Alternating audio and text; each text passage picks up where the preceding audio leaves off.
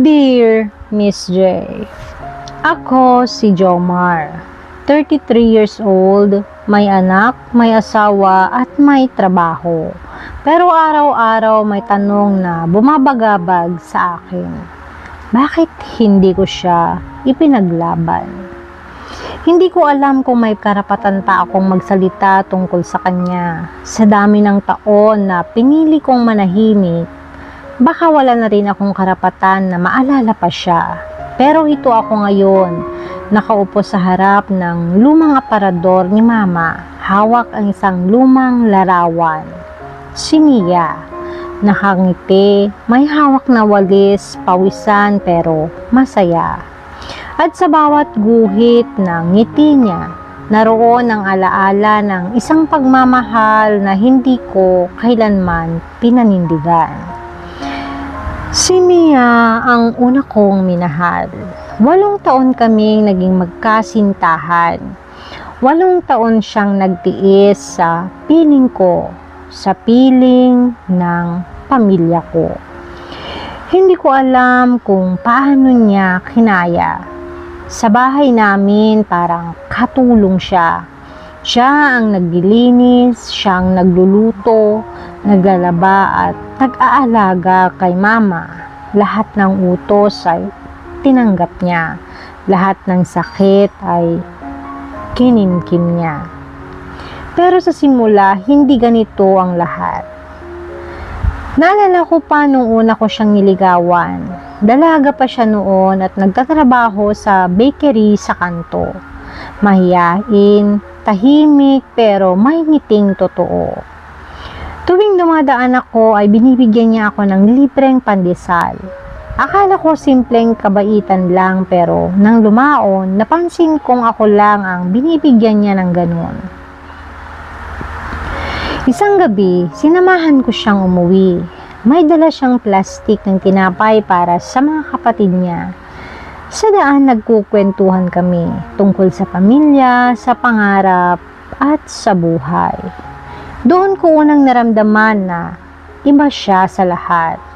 Hindi siya maporma, hindi rin siya maingay, pero may lalim ang bawat salita niya, may bigat at may puso. Hindi nagtagal, naging kami. Walang ingrandeng ligawan at wala ring sorpresa, pero puno ng tunay na damdamin. Siya ang tipo ng babae na hindi kailangan ng bulaklak para masaya.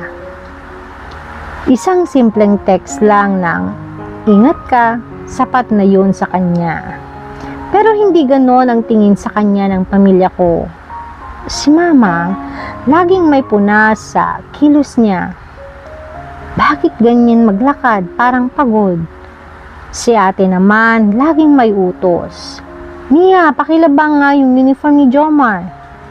At si Papa, tahimik pero halatang hindi boto. At ako, tahimik lang din. Hindi ko siya pinagtanggol at hindi ko siya pinanindigan. Minsan, Miss J, tinanong niya ako, "Jom, okay lang ba sa'yo na ganito ako sa bahay niyo?" Ang sagot ko, "Hayaan mo na, Mia. Ganyan lang talaga sila." Pero ang totoo ay duwag ako. Takot akong magsalita. Takot akong ipaglaban siya. Takot akong masabihan na pinili ko ang babae na hindi ka-level ng pamilya namin. Pero siya hindi sumuko. 8 taon siyang nagtiis. 8 taon siyang umasa na darating ang araw na pipiliin ko siya, na ipaglalaban ko siya at sasabihin sa kanila na si Mia ang mahal ko. Respeto ang hinihingi ko. Naalala ko pa ang birthday niya noong pang-4 na taon namin. Nag-ipon ako para sa simpleng handa. Bumili ako ng pang-spaghetti, fried chicken, at cake. Pero pagdating sa bahay, si Mama ang nagdesisyon kung paano ihahain. Si ate ang nagutos kung sino ang mauunang kumain.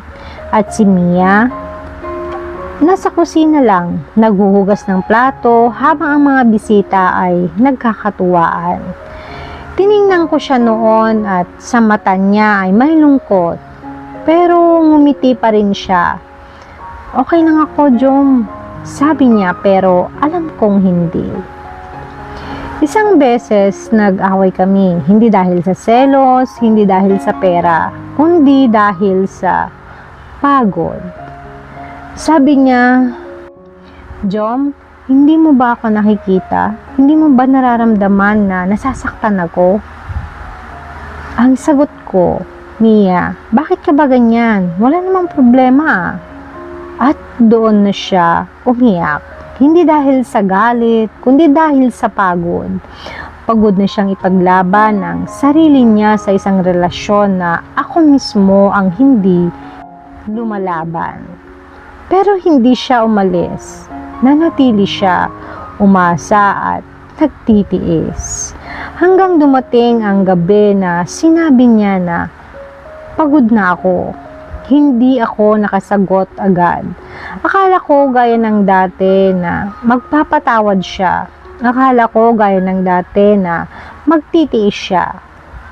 Pero hindi na. Umiiyak siya pero matatag.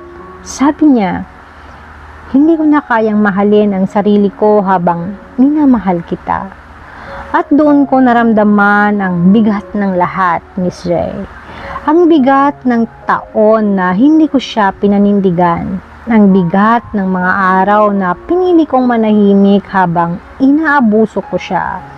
Ang bigat ng mga sandaling pinili kong maging anak, kapatid, empleyado, pero hindi ang naging tunay na kasintahan. Lumipas ang buwan, wala kaming komunikasyon.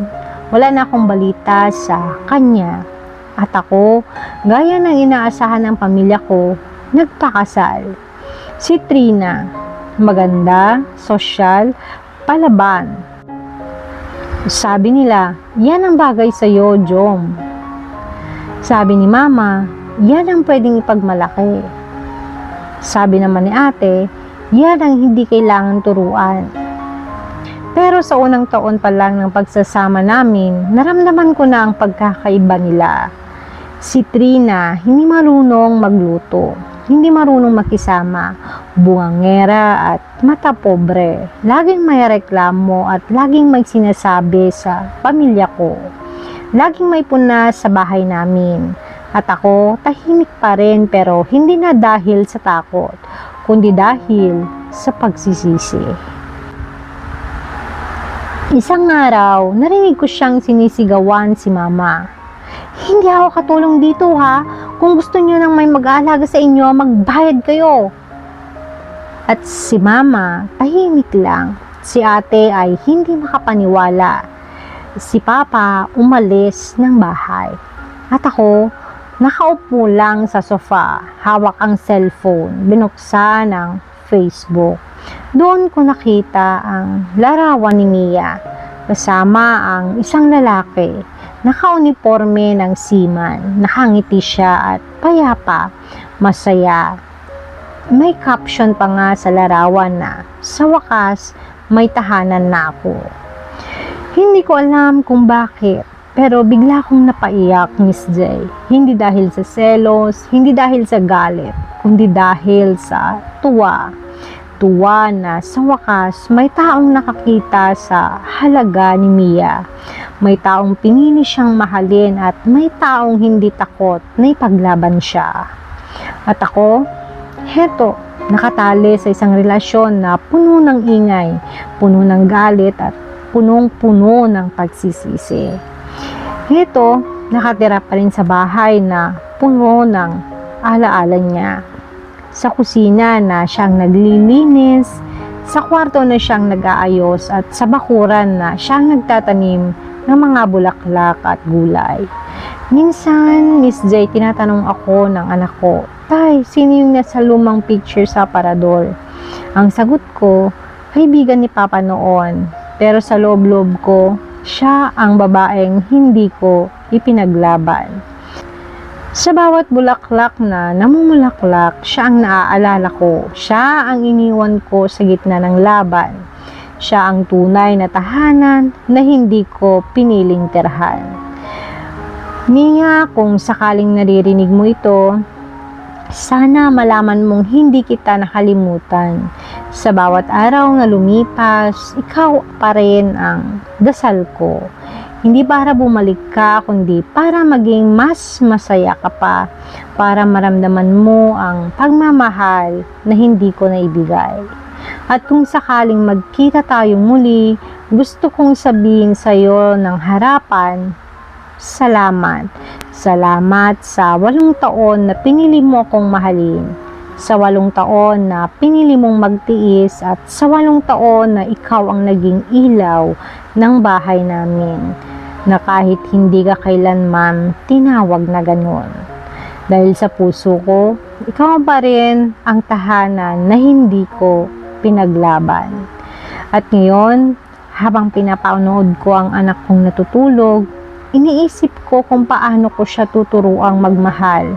Hindi lang basta magmahal, kundi ipaglaban yung taong mahal niya.